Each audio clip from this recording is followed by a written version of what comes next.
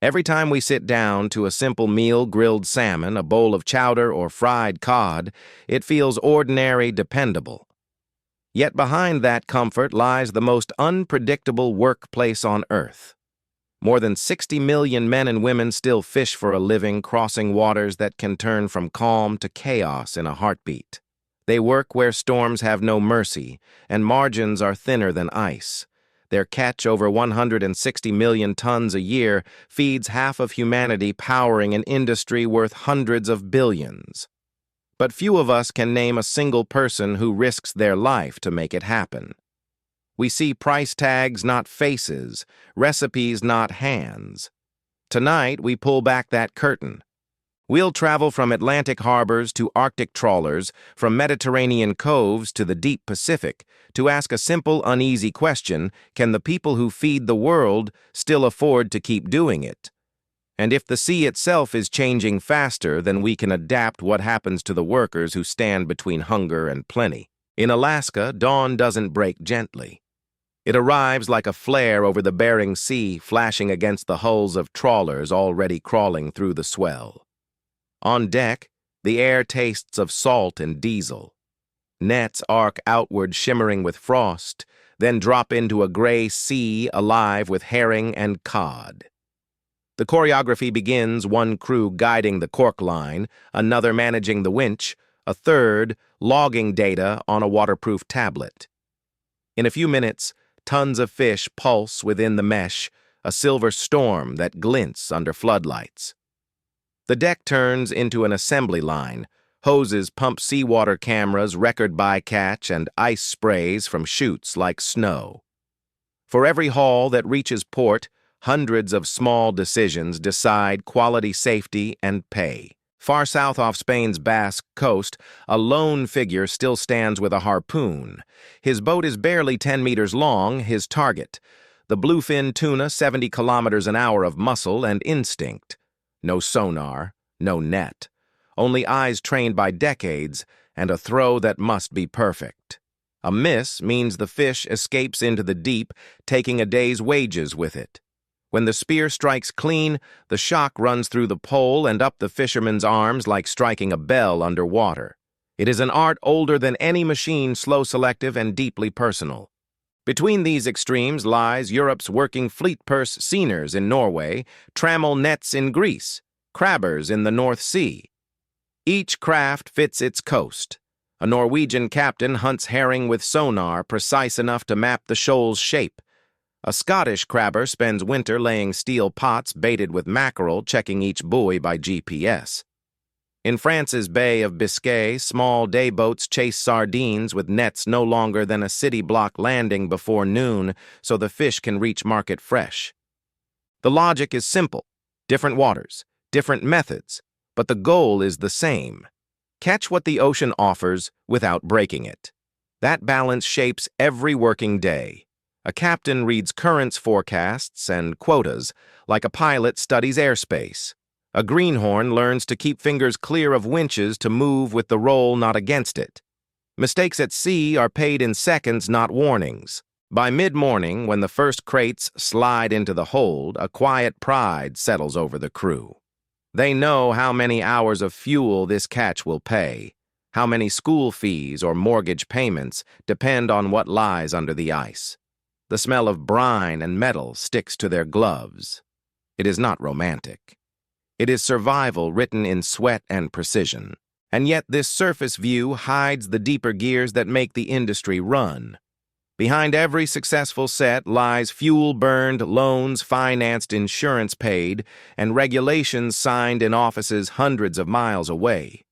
What looks like a straightforward job, the pulling of fish from sea to deck, is really the visible edge of a global machine. We see the work. We rarely see the system that dictates its rhythm. Stay with us, because after the break of waves and engines, we'll step into that system, the cold chains, the costs, and the invisible economics that decide who thrives and who merely floats. Behind the spray and salt, the fishing world runs on a quiet engine of money, data, and temperature. Every fish that hits the deck begins a countdown. From that moment, It must stay below 2 degrees Celsius until it reaches the plate or its value bleeds away like color from an old photograph. That's why the first rule on any working vessel is cold before paperwork. Ice first, logs later. The hum of compressors below deck is the sound of security, the difference between premium and loss. The cold chain is a miracle of engineering hidden inside ordinary metal. In a trawler's hold, sensors measure temperature to the decimal. Brine tanks circulate chilled seawater, keeping the catch alive in suspension rather than letting it drown in its own heat. In Norway, some boats now carry plate freezers capable of locking freshness in place within 20 minutes, a technology that once belonged only to industrial fleets. But all miracles cost. Compressors draw power. Power burns diesel. Diesel burns money. When fuel prices rise, a captain feels it before breakfast. On shore, the web grows denser. Refrigerated trucks, cold warehouses, processing plants, inspectors and brokers all add layers to the cost of a single fillet. The consumer sees a neat price tag. The crew sees an equation. How much fuel per ton? How many hours of engine time per crate? How many cents shaved off by better insulation or shared transport? These are the calculations that determine whether a small boat returns next season or goes up for sale. Technology has made things cleaner and safer, but not easier.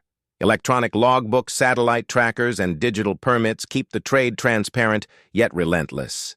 A captain must now be part engineer, part accountant, part diplomat. Miss one data upload and a fine can erase a week's profit. Miss a maintenance check and the next inspection might end with a suspended license. Many of these requirements were built for the big players' companies with compliance teams, not families with a single laptop in a damp office by the dock. Still, progress is real. The chance of foodborne illness has dropped. Quality has improved. Buyers trust labels again. But the question lingers: who benefits most? The boats that can afford the upgrades or the communities that depend on the trade? In Iceland and the Faroe Islands, automation now sorts fish by size and species faster than any crew.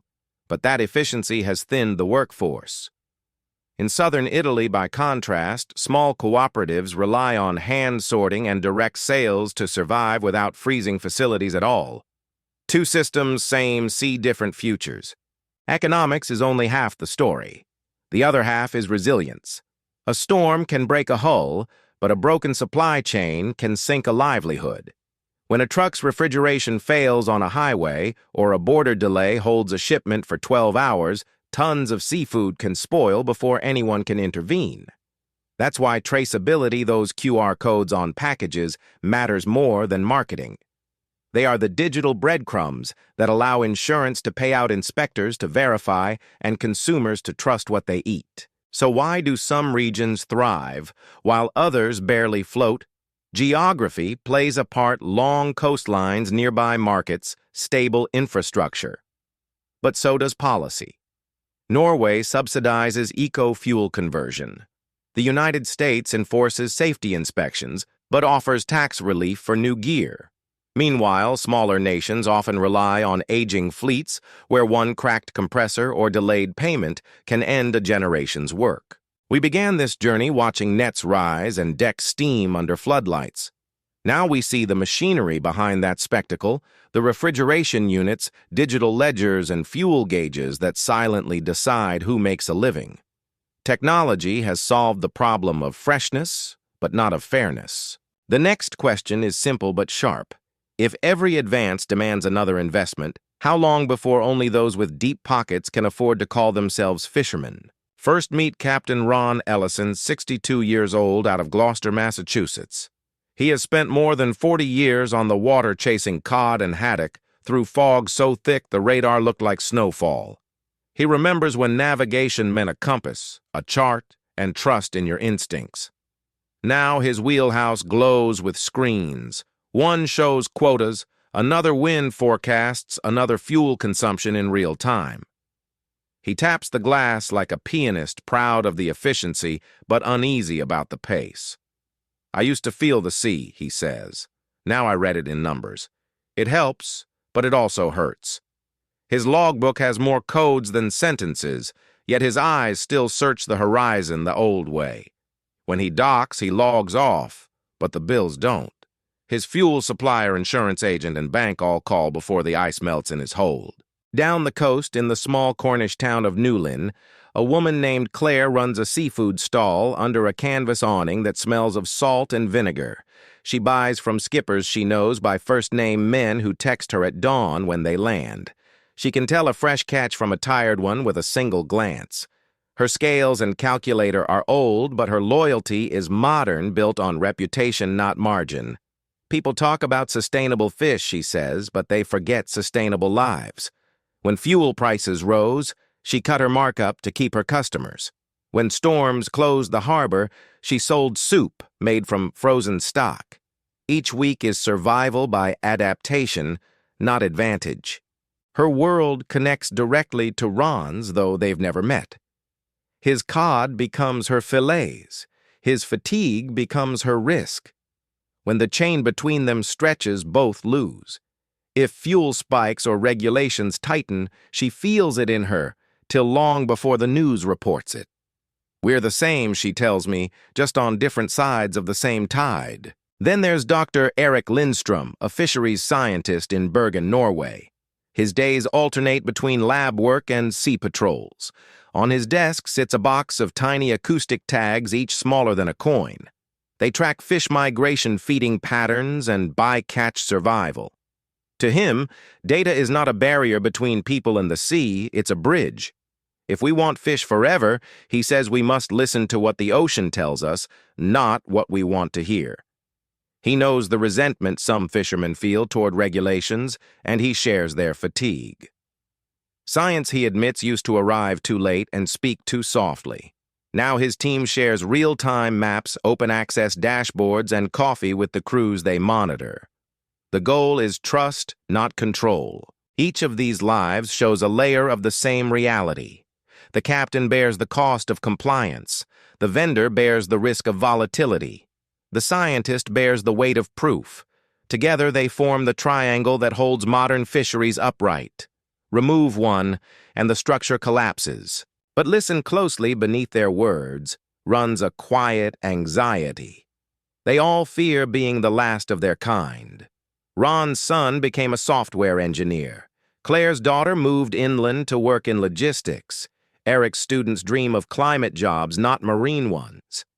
The sea, once a promise of livelihood, now feels like a test of endurance. Still they return. Ron keeps refitting his boat, swapping diesel filters for cleaner fuel. Claire opens her stall each dawn, even when the wind howls off the channel. Eric keeps measuring, hoping that better data means fewer sacrifices next year. Their hope is stubborn but fragile, the kind of hope built on habit, not optimism. And so we arrive at the same question from three shores. How long can experience, conscience, and love of the sea compete against economics, automation, and exhaustion? The answer may decide not only the future of fisheries, but of every working coast that still believes in honest labor and open water. A quiet revolution is unfolding across the docks. Invoices that once passed from hand to hand now flow through servers. The same technology that tracks a tuna's journey from ocean to sushi bar has become a filter deciding who gets to sell and who fades away. Certification labels, traceability platforms, and export permits were meant to guarantee trust. But for small boats, they can feel like toll gates on a road they built themselves. Captain Ron knows it well. His last renewal cost more than his engine overhaul. Without the stamp of sustainability, his fish fetched 20% less at auction. Yet the audit process demands spreadsheets, consultants, and time he doesn't have. The irony is sharp. He's one of the few left fishing with hand lines, the least destructive method there is. But the paperwork says otherwise, or says nothing at all. On the other end, corporations thrive. A single multinational can process, certify, and market under its own umbrella, controlling the story from net to label. The promise of transparency becomes another form of ownership. When you buy a fillet wrapped in green logos, you might believe you're supporting independent fishermen. Often you're not. You're funding the efficiency of scale, the kind that leaves no space for those without lawyers or data teams. Consumers aren't the villains here. They mean well. They trust what's printed. They can't see the contracts that force small captains to sell at fixed prices just to keep access. Sustainability, once a shared moral goal, now risks turning into a brand. And like every brand, it protects those who can afford it first. Meanwhile, the sea doesn't care who holds the paperwork. Stocks rise and fall by nature's own accounting. Yet policy often follows the paper trail, not the tide. In the North Atlantic, half a dozen mega fleets harvest under flags of convenience registered in nations far from the fish they catch. Their efficiency is staggering thousands of tons per week. Their footprint is invisible on supermarket shelves. And so the paradox tightens. The cleaner the label, the fewer the hands behind it. The more we automate trust, the more we risk erasing the people we were meant to honor. If nothing changes, the term fisherman may soon mean a corporate division, not a person. The question hangs heavy. Who really owns the ocean's future? The hands that haul or the systems that certify? Stay with that thought, because the answer hidden in data policy and everyday choices will surface next. There is another version of this story, one that doesn't end with loss. Across the world's harbors, people are quietly rewriting how the ocean economy works. Their tools are not slogans or subsidies, but transparency, cooperation, and a new kind of trust. It begins with information. In places like Maine, Brittany, and the Norwegian fjords, boats now log every haul through electronic diaries that transmit catch data in real time. Each crate of fish carries a digital signature, species location, time of harvest, water temperature, even the name of the crew. Anyone from inspectors to consumers can trace it with a scan. It's no longer a mystery where your dinner came from. It's proof. The same technology that once favored corporations is being used by small fleets to show what they've always done right. Transparency doesn't just serve science, it changes bargaining power. When local co-ops publish their data openly, they can negotiate better prices with wholesalers. A buyer can verify freshness, instantly cutting out unnecessary middlemen. In Iceland, one small port that adopted blockchain traceability saw dockside prices rise by 12% in a single season. The reason wasn't hype, it was trust made visible. And then there's cooperation. In Scotland, where independent trawlers once fought each other for quota, many have joined regional pools that share fuel depots, ice machines, and market stalls. Instead of competing for survival, they trade in stability. Each member contributes a portion of their earnings to maintain the shared equipment that keeps them compliant and competitive. It's not charity, it's common sense. Governments, too, are starting to listen. Norway ties tax credits to bycatch reduction. The European Union funds safety refits and electronic monitoring so older crews can keep working longer with fewer injuries. In Alaska, community quotas guarantee that part of the catch stays under local ownership. None of these programs are perfect, but they prove that fairness can be engineered when policy meets humility. Still, critics argue that smart systems risk turning fishers into clerks and data points. It's a fair concern. No one goes to sea to fill spreadsheets. The answer lies in design, not rejection. Tools must serve the worker, not the other way around. Touchscreen logbooks that work offline, cameras that operate automatically, sensors that upload when in port, these innovations save time instead of stealing it. They turn compliance into a routine, not a burden. Another criticism says certification favors the rich. Sometimes it does. But collective certification, where groups of small boats share audits and costs, flips the equation. In the Bay of Biscay, 30 family-owned vessels pooled resources for a single sustainability audit. Each now carries the same label as industrial fleets, but with half the expense and double the credibility. The lesson is clear: cooperation scales fairness better than bureaucracy ever will. And for consumers, especially those of us who grew up before barcodes ruled the world, the role is simple but powerful. Ask questions. Where was this caught? How was it handled? When buyers ask, sellers adapt. Demand turns into reform faster than legislation. A generation ago, seatbelts and smoke alarms were novelties. Now they're norms. Transparency can follow the same path if we insist on it gently, consistently, and with care. Technology alone can't rebuild dignity, but it can protect it. For every small harbor that adopts electronic traceability, there's a story of someone choosing to stay. A skipper keeps his crew because paperwork takes hours, not days. A processor reopens a plant because quality proofs shorten payment delays. A daughter returns home to run digital sales for her father's boat. That's not nostalgia, it's adaptation with heart. At the end of each successful landing, what matters isn't the label or the algorithm, but the handshake. Real sustainability lives in that moment when everyone from deckhand to diner shares the same confidence that the system is fair. When a fisherman can point to his catch and say, "This is mine, caught clean-priced fair," the circle closes. We find at last a balance between progress and preservation. So perhaps the question isn't who owns the ocean's future, but how we share it. In a small village on the west coast of Ireland, the mornings begin without rush. Boats no longer leave in fleets. They leave one by one. The skippers know the limits of their grounds, the rhythm of the tides, and the weight of their own patience. They don't aim to fill the hold, they aim to fill the weak. Catch less, sell smarter, says Maeve O'Connor, who runs a family boat with her husband and 2 sons. We used to chase volume. Now we chase value. Her crew brings in mixed species pollock, mackerel, crab, and sells directly through a co-op website that lists who caught what, when, and how. Orders come from restaurants in Dublin and from retirees down the road who pick up at the pier on Fridays. The price per kilo is higher, but so is the pride. Across the Atlantic in the Gulf of Maine, another kind of cooperation thrives. Their small boat captains pool their earnings to rent a shared cold storage facility. It isn't fancy, just steel walls, a compressor, and a whiteboard tracking inventory, but it changes everything. Fish that once had to be sold immediately can now wait for a fair price. Cold is time, one captain says. Time is choice. By controlling storage, they control the story.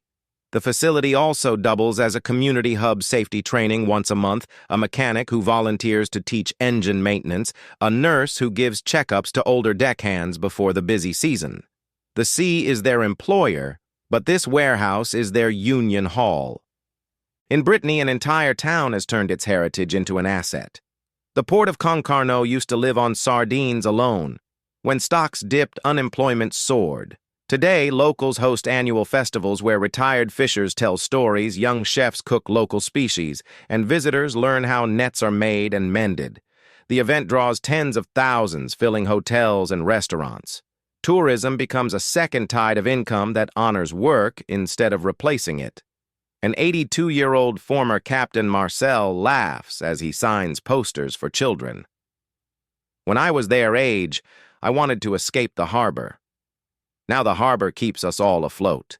For those still at sea, safety remains the quiet revolution. Many crews now use wearable man-overboard beacons that alert the wheelhouse if someone falls. Helmets and anti-slip boots, once mocked as unnecessary, are now standard. In northern Norway, telemedicine links boats directly to coastal hospitals. A video call can now replace a 200-mile emergency run. For fishers over 50, these advances mean one more decade of work, one more decade of dignity. Digital tools, too, are changing what it means to belong. Maeve's youngest son, Liam, manages their co-op's online orders and social media. He posts short updates, the day's catch, water temperature recipes from local chefs. At first, his father thought it was frivolous. Then the family saw orders double. Their story traveled farther than their boat ever could. People don't just buy fish, Liam says. They buy trust. It's the same faith that once lived in handshakes, now carried by pixels and screens. None of these efforts are dramatic. They're quiet, incremental, and profoundly human. A shared freezer, a website, a first aid class, a festival. But together they redraw the map of resilience. They prove that modernization doesn't have to mean mechanization. It can mean connection. In every harbor, there's someone holding that line. A skipper mentoring a younger deckhand instead of quitting early. A widow running a bait shop so her grandchildren can stay near the water. A teacher inviting retired fishers to talk about tides and ethics. These are not side stories. They are the backbone of continuity. The sea will never be easy, but it rewards those who meet it with respect and imagination. When communities invest in each other, not just in gear, they build something stronger than infrastructure. They build belonging. And so from Concarneau to Maine, from Norway to Ireland, a quiet declaration rises with the tide. The future of fishing isn't about catching more. It's about caring better. Every tide leaves a record, written not in ink but in memory. You can hear it in the hum of engines cooling after a long night, in the slow creak of ropes drying in the sun, in the laughter of crews counting what the sea allowed and what it kept. Those sounds tell us who we are, a species that still dares to wrestle dinner from a moving horizon. For the people who work the water, each dawn is a decision. They launch not for fortune, but for continuity. They trust that the ocean, if respected, will return the favor. Their labor feeds millions, sustains towns, and reminds the rest of us that skill and discipline are still worth something in an age of buttons and screens. For nations, this is food security rooted in craft, not in speculation. For coastal regions, it is identity salt in the bloodwind, in the bones, and work that links generations. And for the world, it is proof that a sustainable sea is not a dream of purity, but a practice of fairness. We began this journey at the dinner table. We end it at the dock where the same meal begins. The path between them is long and fragile, carried by those who balance risk with respect. The ocean doesn't owe us safety or profit, but it rewards honesty, patience, and care. Those values are timeless, and they travel farther than any boat. So when you choose seafood with a story, you're not just buying a meal, you're voting for the people who still keep faith with the tide. Stay with us. Subscribe if you believe in work that is transparent, fair, and proud, because sea work matters. And remember, the ocean bows to no one, but it honors those who listen.